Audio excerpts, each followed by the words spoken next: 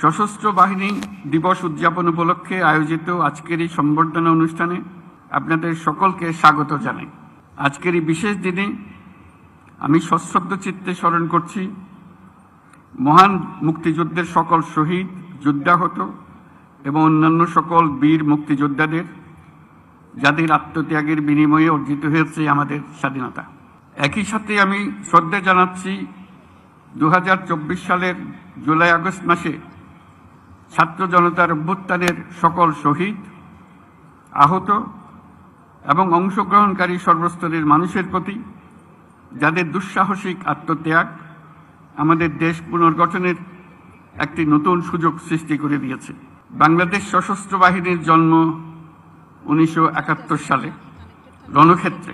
71 সালের 25শে মার্চ হানাদার বাহিনীর নৃশংস আক্রমণের পরপরই 27শে মার্চ চট্টগ্রামের কালুরঘাট বেতার কেন্দ্র থেকে তৎকালীন মেজর এবং পরবর্তীতে রাষ্ট্রপতি জিয়াউর রহমান বাংলাদেশের স্বাধীনতা ঘোষণা করেছিলেন। এরই ধারাবাহিকতায় 21শে নভেম্বর সেনাবাহিনীর সাথে নৌ ও বিমান বাহিনী সম্মিলিতভাবে পাকিস্তানি বাহিনীর বিরুদ্ধে লড়াই শুরু করে। এই কারণেই 21শে নভেম্বরকে মুক্তিযুদ্ধের একটি মাইল ফলক হিসেবে গৌরবের সাথে পালন করা হয়। আজকে সেই 21শে নভেম্বর। আমরা যদি বিজয় অর্জন না করতাম তাহলে মুক্তিযুদ্ধের বীর সেনাদের মৃত্যুদণ্ড ছিল অনিবার্য। অসহনীয় হয়ে যেত তাদের পরিবারের সকল সদস্যের জীবন। মুক্তিকামী সেনা, নৌ ও বিমান বাহিনীর অকুতোভয় বীর সেনানীরা জীবনের পরোয়া না করে, পরিবারের ভবিষ্যতের কথা চিন্তা না করে এদেশের স্বাধীনতা যুদ্ধে ঝাঁপিয়ে পড়েছিল। তারাই এদেশের আপামর জনসাধারণকে সাহস জুগিয়েছে। মানুষের সঙ্গে কাঁধে কাঁধ মিলিয়ে জল, স্থল ও আকাশপথে সম্মিলিতভাবে প্রতিরোধ গড়ে তুলে দেশমাতৃকাকে পরাধীনতার শৃঙ্খল থেকে মুক্ত করে এনেছেন। মুক্তিযুদ্ধকে বেগবান এবং সুসংগঠিত করার লক্ষ্যে তখন বাংলাদেশ ফোর্সেস গঠন করা হয়েছিল, যার অধীনে 11টি সেক্টরে বিভিন্ন দেশের বিভিন্ন অংশ থেকে আসা মুক্তিযোদ্ধাদের সামরিক প্রশিক্ষণের পাশাপাশি গেরিলা প্রশিক্ষণ দেওয়া হয়। এরই চূড়ান্ত রূপ আমরা দেখি 71 সালের 21শে নভেম্বর সেনাবাহিনী, নৌবাহিনী ও বিমান বাহিনীর সম্মিলিত অভিযানে। পাকিস্তানি সৈন্যদের বিরুদ্ধে এই যৌথ অভিযানেই 1971 সালের 16ই ডিসেম্বর বাংলাদেশের স্বাধীনতা সংগ্রামের চূড়ান্ত বিজয় এনে দিয়েছিল।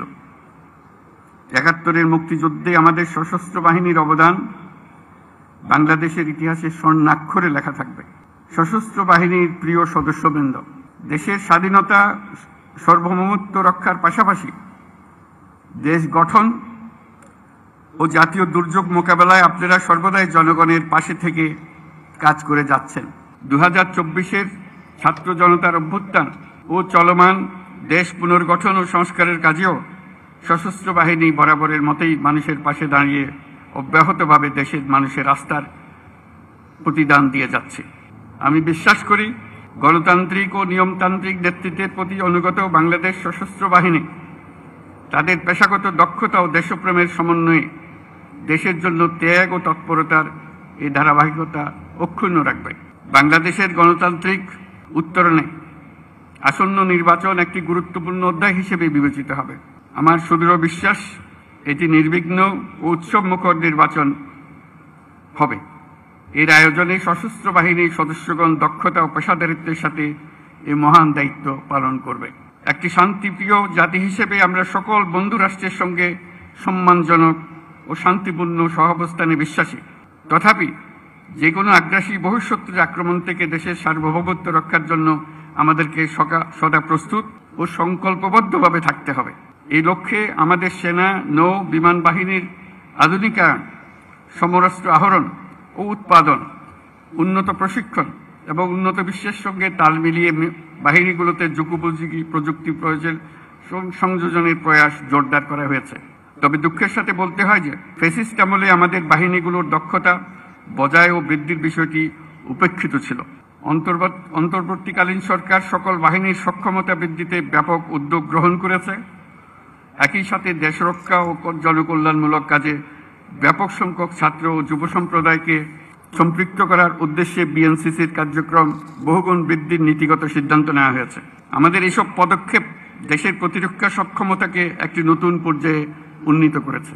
অভ্যাগত অতিথিবৃন্দ, বিগত ৩৭ বছরে জাতিসংঘে আমাদের শান্তিরক্ষীরা সফলতার সঙ্গে ৪৩টি দেশে ৬৩টি মিশন সম্পন্ন করেছে। বর্তমানেও বিশ্বের বিভিন্ন প্রান্তে 10টি মিশনে আমাদের শান্তিরক্ষীরা নিয়োজিত আছেন।